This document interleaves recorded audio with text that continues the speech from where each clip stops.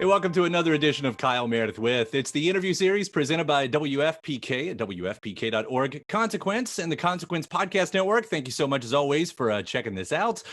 You know what to do. Hit the subscribe button. I put out 3 new interviews every single week, so it's a great way to keep up with all of your favorite artists. I am so thrilled today to have Kevin Smith on. Hello, sir. How are you, man? I appreciate being referred to as an artist. It took me a long time to accept that title. And early in my career, I was too cool for school. So if somebody was like artist, I was like, I'm not an artist, man. I just made a movie. But after let me say, I started in 1994. So 27 years, I'm ready to be like, yeah, I guess I am in the arts business. You've got a body of work now. If they were to put me somewhere in a newspaper, which, kids, that was the thing we used to read back in the day, it would definitely not be sports. It wouldn't be front page. Wouldn't be the classifieds. It would definitely be arts and leisure. So I think I'm ready to be called an artist.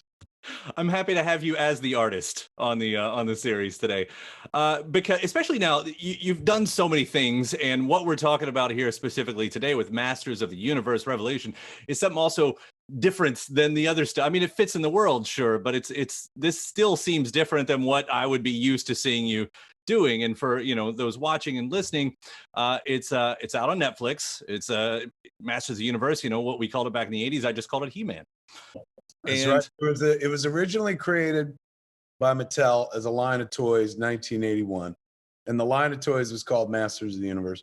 1983, the animated series debuts, and that's called He-Man and the Masters of the Universe, and that's what most people colloquially call the show is He-Man. That's the He-Man show. But our series is kind of a spiritual sequel to that animated series, but rooted deeply as that animated series was in the very deep Mattel lore that they created for this. If you've never seen the Netflix show, The Toys That Made Us, they did a great episode about where Masters of the Universe came from. Mattel was going to do Conan figures. They saw Conan. They're like, this is way too grown up. So they decided to kind of change the formula and literally marketed this line of toys, put it together and sold it as a line of toys. But they created this deep bench of characters and this aching backstory that gets added to by everyone that jumps in. DC Comics handles the characters in 1982. They add spokes to the wheel like Prince Adam, the secret identity. DC Comics is like, we're in the secret identity business. This guy, if he's a superhero, he needs a secret identity. Boom, Prince Adam gets added. By the time they get to the animated series, that's where Orko gets added. So it's got this long history of many cooks who have kind of made it what it is. But what it started as was, very crassly, let's sell some damn toys. But it shows you that so much love for the property over the years has transformed it from a series of toy commercials to this beloved franchise that going into it, I thank God I didn't realize how big the fandom for Masters of the Universe still is. It would have pressured me from taking the job in the first place. Who needs that? People are like, do you ever want to make a Star Wars? I was like, why? I love watching Star Wars, but the pressure from the amount of people who would be like, you ruined Star Wars. I don't want no part of that, man. I love Batman. I love DC. I love Marvel. But I never think about making those things because there's, number one, I'm not visually talented enough. Number two, I was put in this world to make Kevin Smith films, so I should stick to that. But number three, the pressure that comes along with a fandom, with a fan base, is really high, man. It's tough to clear that bar. The Russo brothers did it wonderfully with, Endgame and with the Infinity War and stuff like that. But if somebody told me, hey man, Masters, there's a bunch of people out there they're going to be watching closely. They're going to be mad if you get things wrong and stuff. They have ideas about what the show should be.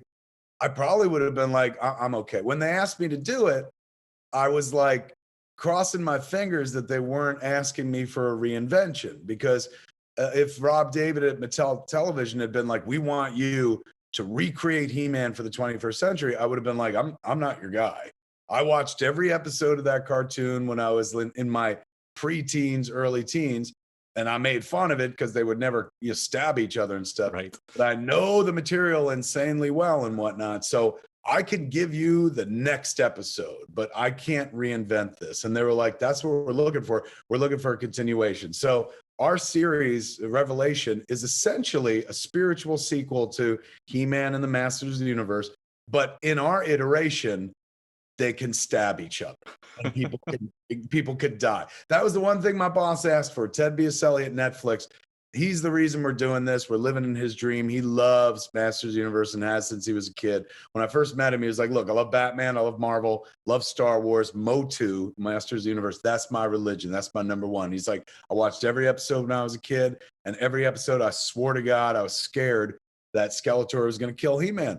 He's like, then I got older and I realized that was never going to happen. He's going, but what I'm looking for is for you to give me the show that I thought I was watching when I was a kid. Please give me Masters of the Universe, but with stakes. Like if people could die, what would happen if they had to deal with the fallout of death and stuff? He's like, I know like a lot of people would make jokes about this because the franchise has many colorful characters with a deep bench and some of them are kind of goofy and stuff. He's going, but I'm begging you, like, don't make fun of it. He's going, just play it like Shakespeare. He's like, I've always wanted to know what would happen if somebody treated this so seriously. And so that was our marching orders. We went in and, you know, it's not like kids can't enjoy it. It's totally family friendly. But the idea was, okay, we're doing the show that everyone remembers. In the writer's room, I told the kids, like, the idea is when people watch this, they have to feel like my toys are exactly where I left them. But now I'm in a different place. So my game is going to be a little bit more grown up. And we have the benefit of dealing with people's memories and their memories of the show. Their memories of the show are very different than what the show was. So when we debuted our teaser, people were like, this is my childhood come to life. But it's like, go back and watch your childhood. It never looked like this. What it looks like is your memory of the show combined with what you did with the figures. Because when you played, they could kill each other. People could get stabbed. You could do things they never did in the cartoon. So we've got this wonderful amalgam of people going like, oh, it looks exactly like my childhood, but they're remembering it's not the show, it's their childhood. It's what they did with the figures. And that's kind of the spirit of the show. I watched every episode in the 80s, and you know, there were times I'd be like, why can't they do this? Why wouldn't they do this? Like I'd always sit there and be like, when he's He-Man, what if he called down the power of Grayskull already in that form? Would he get even bigger? Like, what would happen? And so after decades, for heaven's sakes, Mattel is like, well, we'll take those ideas. And so like I was able to kind of write wish fulfillment episodes of the show going like, oh, this is what would happen if one of them died. This is what would happen if like one of them lost faith or if one of them found out that they've been lied to all this time. So we get to deal with like vaguely, you know, adult themes. Not adult meaning like they all have sex. There's no sex in the show.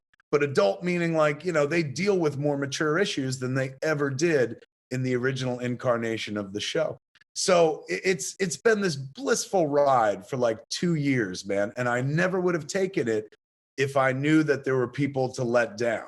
Like, you know, I felt like our two bosses, Rob David at Mattel Television and Ted Biaselli at Netflix, two of the biggest fans of the franchise on the planet. Like this guy, Rob David not only runs Mattel Television and stuff as an exec, but he wrote the Masters of the Universe comics at DC for the last few years. And Ted, like I said, died in the Wolf End. So there was no chance that I'd ever go off the rails. There was never a moment where I was like, guess what they do? And it's completely uncharacteristic because Ted or Rob would be like, that would never happen. Like I remember writing the first episode and going like, you know, the sorceress meets them outside of Grayskull. She lands. And Ted instantly texted me and he was like, the sorceress can't leave Grayskull. And I was like, well, I mean, she's only right outside. And he's like, she can only leave Grayskull in the form, the Zor form, the form of the bird. But if she's going to be in sorceress form, she can only go as far as the drawbridge. Little touches like that made it so foolproof. You know what I'm saying? Like where I felt like, okay, if this Uber fan and this Uber fan are satisfied, then the rest of the Uber fans will likely be satisfied. Well, I tell you, after that first episode, you know, jaw-dropping moment right at the end of it, you know, I didn't see it coming. Maybe I should have. I didn't see it coming. And then 3 more episodes later, that's when I started realizing, as we were talking at the beginning of this about the title, right, This isn't called He-Man. It's called Masters of the Universe. And it does seem like that, just even that right there opens it up to so much more that you can do with it. That's what Rob David at Mattel, my boss at Mattel, he was when I took the job, he was like, I want to talk to you about He-Man. And so, I was, oh, He-Man, of course, blah, blah, blah. But from that moment forward, it was Masters, because Rob's pitch was like, look, everyone knows He-Man, but the toy line that we own, Mattel owns, they don't own the 80s animated series, right? Like that was produced by Funimation, or not Funimation, Filmation, and now is owned by Universal was bought by DreamWorks. So Universal and DreamWorks, they own the entire library and stuff. Right there you go. There it is. That's the one, right? So, in a world where we were kind of like spiritually sequelizing that show, Rob was like, just remember, it started as Masters of the Universe. It became He-Man and Master of the Universe in the 80s thanks to Filmation, but he's like, it's always been about all these characters. And he's going, our characters are so rich. He's going, every episode of the show was literally all of them. It was never like He-Man by himself. The point of the show, every episode was like, they all work together and that's how things get done and stuff. Every moral kind of pointed back to that. So Rob was like, use them all. He's going, of course, everyone wants to do just like a He-Man story. He's going, but like, it's Masters of the Universe. Please play with all the characters. So they've got these incredibly rich characters, man. Like if somebody was like, sit down today and dream up a world, I wouldn't have come up with this many characters, this deep a lore. We're talking about Stan Lee, Jack Kirby level storytelling in terms of the deep bench of characters that they got. And so for us to play with it, we knew there was a certain responsibility. I told all the kids in the writer's room, I was just like, look, I went to see Raiders of the Lost Ark with my father the day it came out. My father took me to the movies all the time.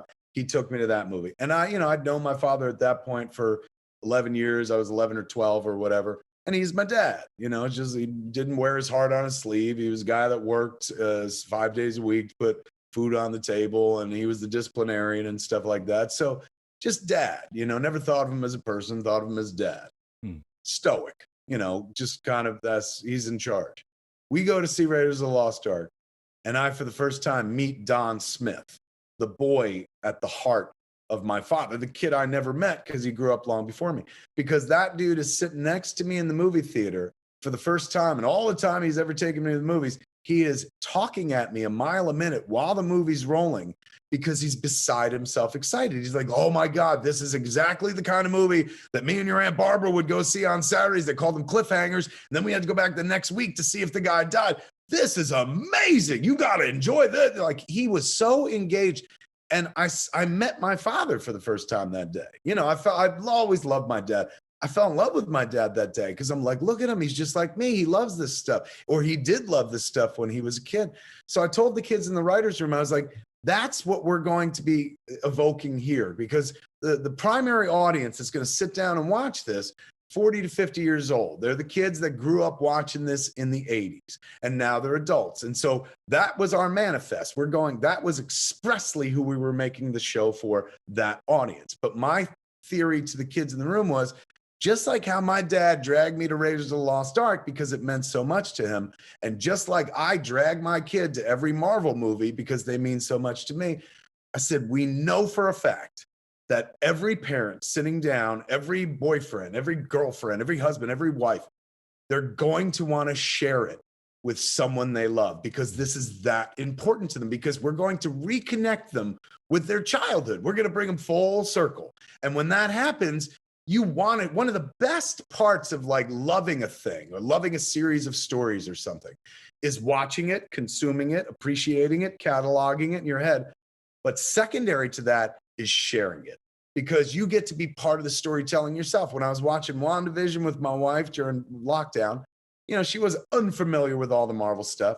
So she's like, I'll watch this with you. And anytime she was like, oh, this is good. I don't understand what's going on here, I'd pause it and be like, let me explain the last 10 years to you, man.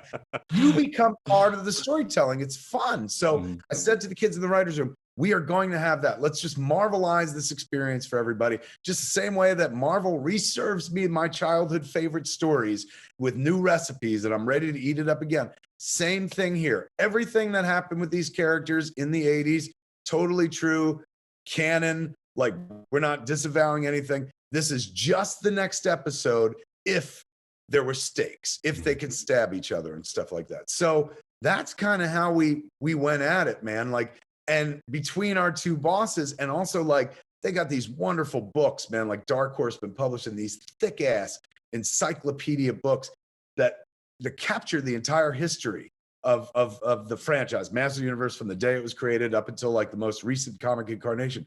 You could just sit there and dive. They're also like a beautiful website, the Masters of the Universe website that Val runs online. He's the guy that runs PowerCon, which is the big Masters of the Universe convention. Invaluable. The fans on those forums, invaluable, because like you don't misstep because you know exactly who you're making this for. And there is no like, hey man, we're going to break it in order to make it. Like, you don't have to. It's so well put together, and they have such great concepts that were never touched. Like, you know, in the opening episode, I don't think it's spoiling anything, but at one point we reveal that Castle Grayskull has long been the Palace of Wisdom and only looks like that because it's a fucking spell to scare people away. Like, when I was reading that, I was like, that is so metal. I was like, that's going in episode 1.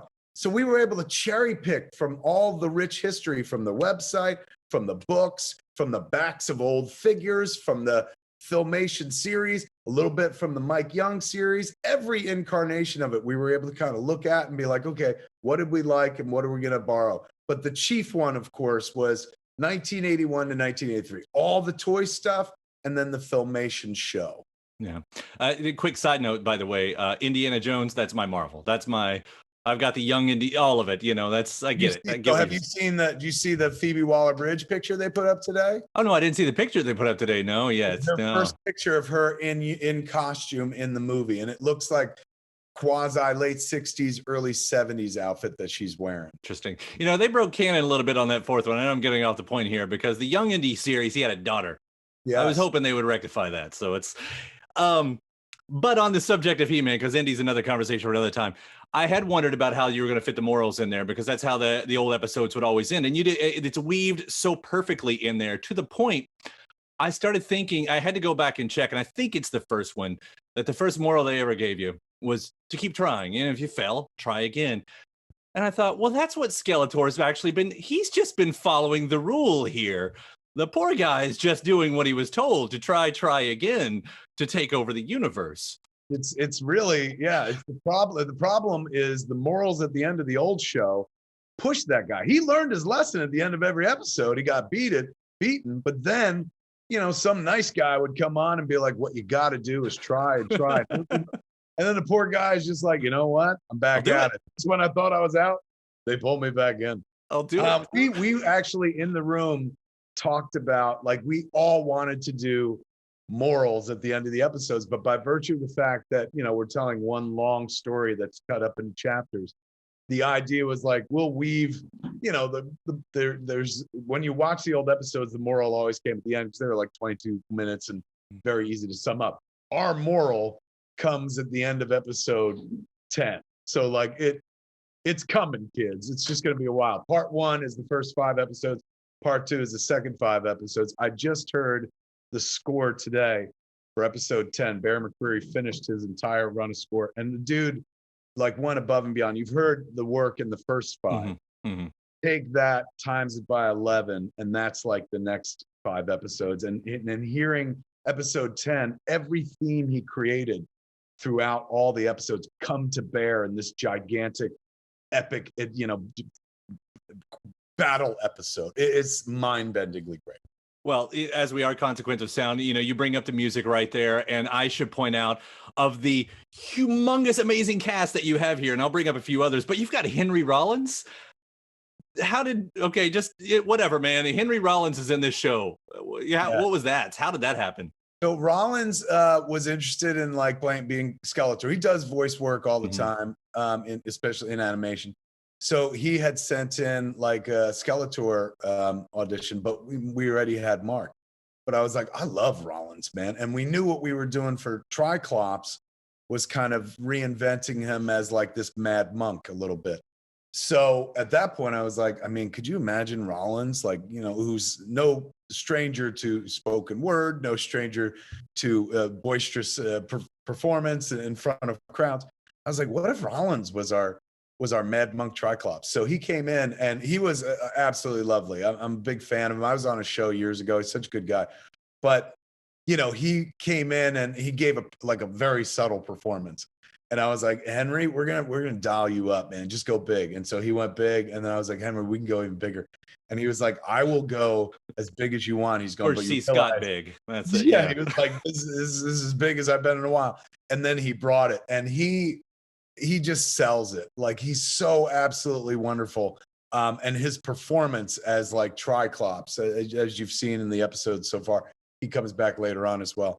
One of the highlights of the show, but watching him perform it, like this is a guy who's a legend in front of a microphone. And when you're in the room recording, and we got to record him before the pandemic, so we were in like the studio together. That's like a cool byproduct of the job, is like, I'm getting a private one-man Rollins show right here. Like, I never go back in time and tell your younger self, right? That's one of the cool things going to happen if you take a job like this. Yeah, and I mean, his voice is so it's over the top, but it's so distinct, and that happens through, like, my wife watched it with me too, and she goes, "Is that Sarah Michelle Gellar?" And it's like, well, it's sort of obviously Sarah Michelle Gellar, and Stephen Root's in there. Like, I didn't hear him at first, and I'm such a big fan, and I just, like I said, I keep going. I wrote down so many: Alicia Silverstone, of course, Mark Hamill. You got Lena and Liam Cunningham in this too, and I thought, well, you've got 2 Game of Thrones, and if anybody could redo that last season, now you've got to start. So, yes. Well, we felt like, when I was talking to Ted and Rob at the beginning of the job, like 2 years ago, I was like, look, man, like, Masters of the Universe is basically Game of Thrones without all the nudity and the dragons. Like, it's very like if somebody had done Game of Thrones as a cartoon back in the 80s, probably would have been pretty damn close to the swords and sorcery of He-Man and the Masters of the Universe.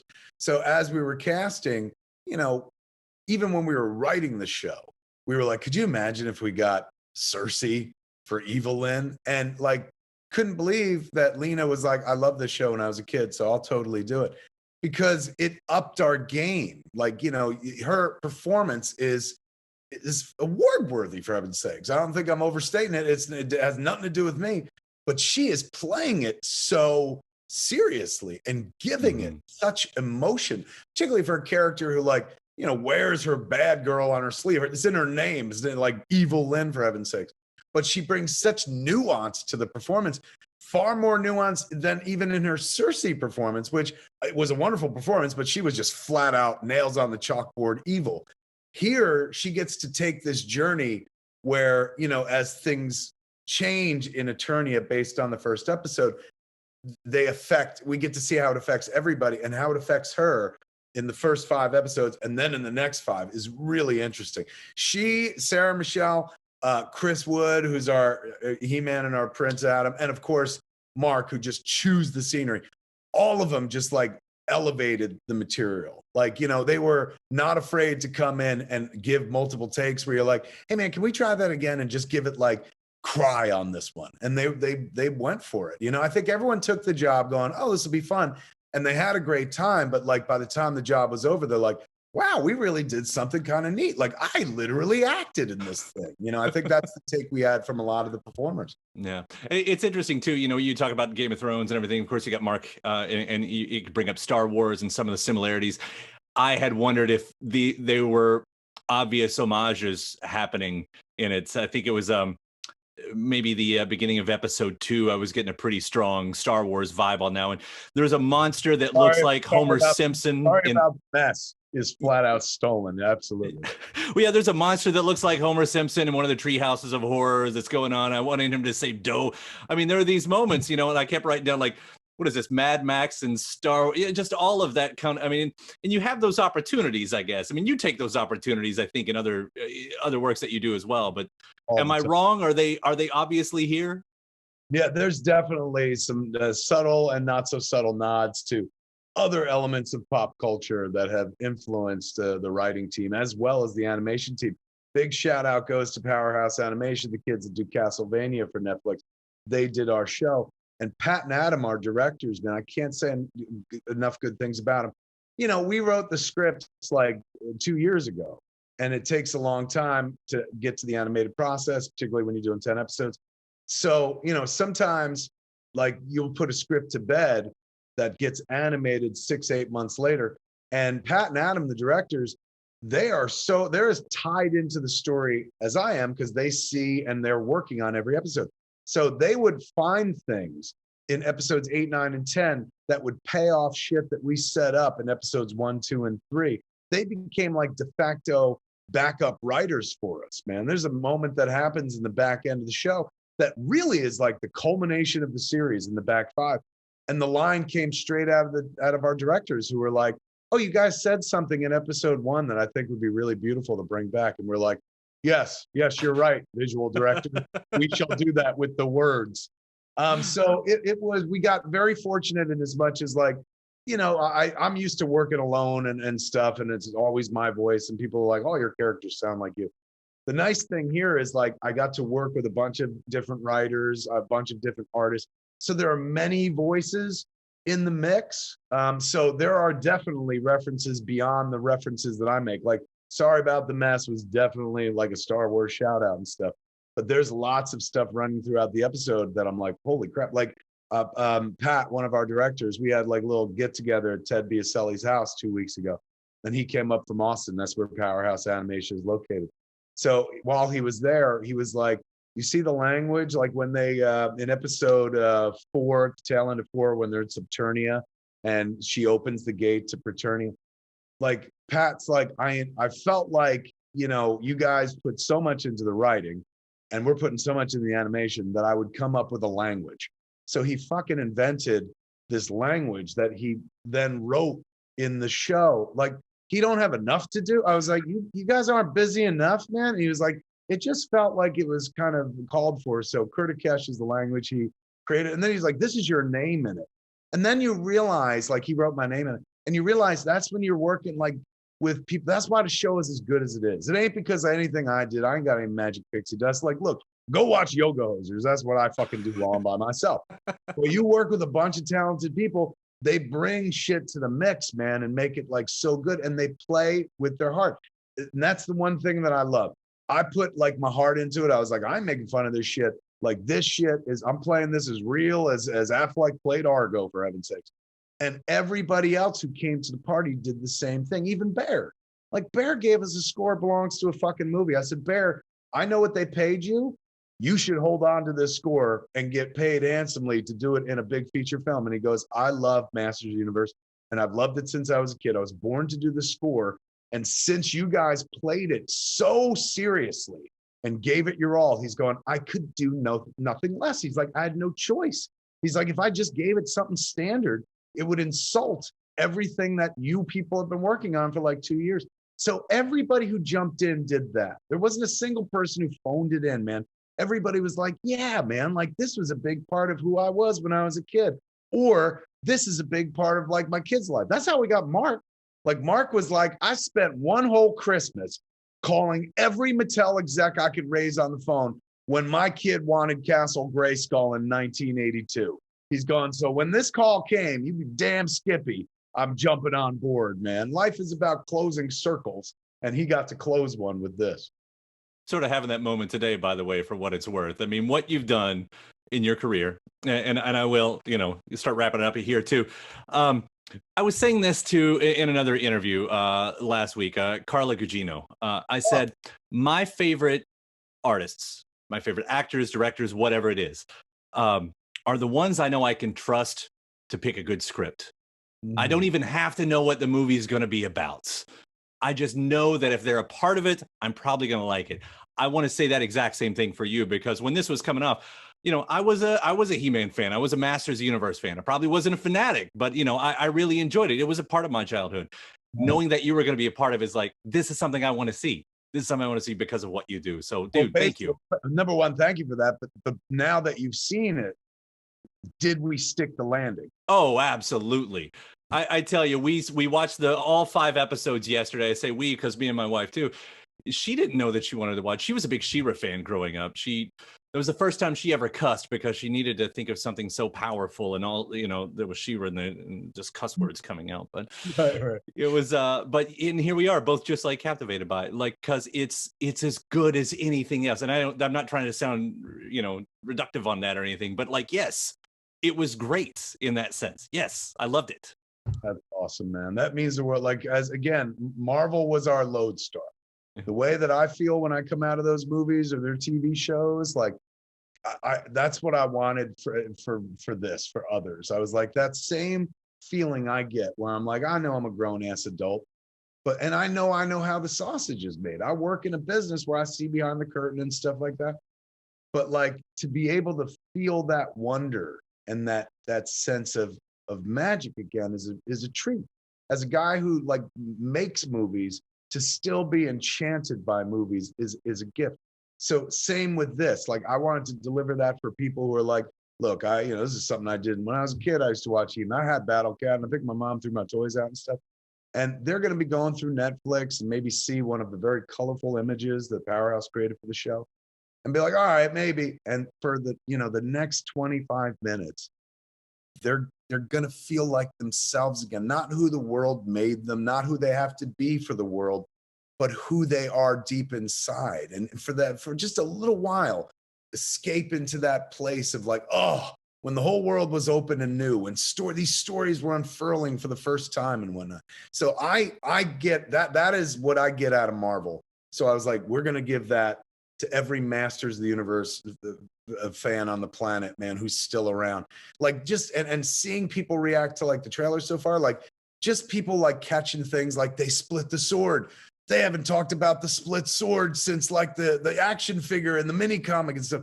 People appreciating the stuff that, like, yes, we cherry picked all these tiny elements and little memories, distant memories that you have, so that when you watch this thing, it's going to be like a tonic, man. It's going to bring you right back to that happy place in your childhood. And then when it's done, you got to go back to the real world, so be it and stuff. But for that period of time, I mean, we got, let me see, 5 episodes, and each one runs about like tops like a half an hour. So for 2.5 hours, man, I bet you a lot of people will just go right through it because we made it like a page turner.